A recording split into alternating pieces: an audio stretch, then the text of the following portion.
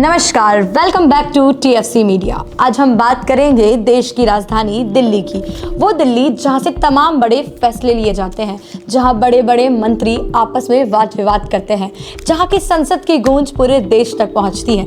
लेकिन इस दिल्ली में सांस लेना आज सबसे मुश्किल काम बन गया है। क्या आप यकीन करेंगे कि शहर की हवा में हर सांस के साथ हम जहर ले रहे हैं। इस शहर में रहते रहते हम दिन की 50 सिगरेट से अधिक सिगरेट पी रहे हैं। दिल्ली में एयर क्वालिटी इंडेक्स AQI लगातार सीवियर या हैजर्डस कैटेगरी में बना हुआ है।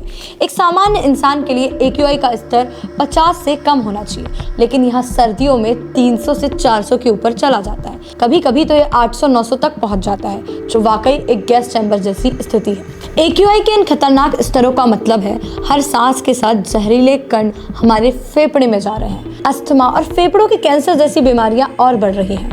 बच्चों का इम्यूनिटी कमजोर हो रहा है। बुजुर्ग और गर्भवती महिलाओं के लिए हवा जानलेवा साबित हो रही है। पर वहीं हम बात करें पॉल्यूशन के मुख्य कारणों की, तो वो है वाहन, गाड़ियाँ।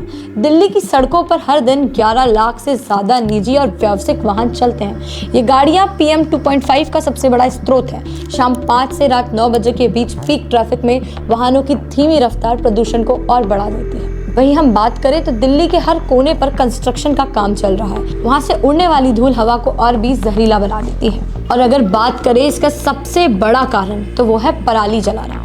पड़ोसी राज्य में हर साल पराली जलाने से निकलने वाला धुआं दिल्ली की हवा को और बिगाड़ देता है। शहर के किनारे पर चल रहे उद्योग और कचरे को जलाने की घटनाएं भी वायु प्रदूषण का एक बड़ा कारण है।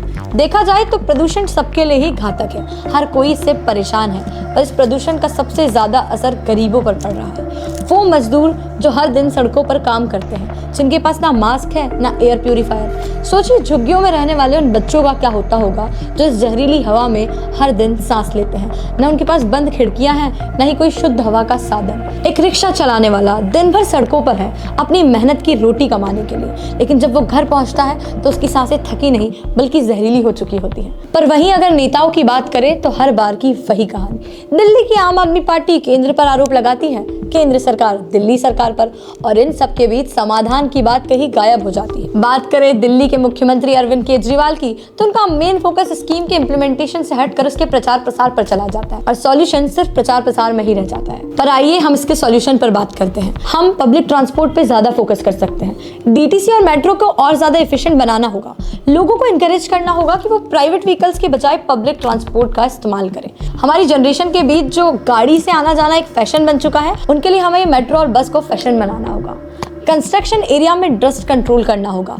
सर्दियों में चल रही कंस्ट्रक्शन एक्टिविटी दिल्ली की एयर को और खतरनाक बना देते हैं। पुराने व्हीकल्स को छोड़कर पॉल्यूशन फ्री व्हीकल्स यूज करने चाहिए। इलेक्ट्रिक वाहनों को सब्सिडीज देनी चाहिए। दिल्ली को और ग्रीन बनाना होगा। हर लोकेलिटी में ज्यादा ट्रीज और प्लांट्स होने चाहिए।